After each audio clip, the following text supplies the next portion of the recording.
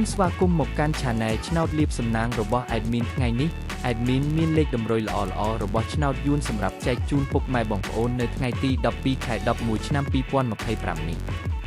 ដូចនេះ Admin មិនចង់ឲ្យចំណាយពេលវេលារបស់ពុកម៉ែបងប្អូនយូរតោះយើងមកតាមដានលេខតម្រុយរបស់យើងទាំងអស់គ្នាសម្រាប់លេខតម្រុយ2លេខមានលេខ36លេខ89សម្រាប់លេខតម្រុយអូស2លេខមានលេខតម្រុយទី1រអូស30និងលេខតម្រុយចុងក្រោយអូស80សម្រាប់លេខតម្រុយ3លេខមាន845គុណនិង205គុណសម្រាប់លេខតម្រុយថ្ងៃនេះ Admin សូមជូនពរឲ្យពុកម៉ែបងប្អូនជួបតែសំណាងល្អទាំងអស់គ្នាហេងមានលាភមានជ័យ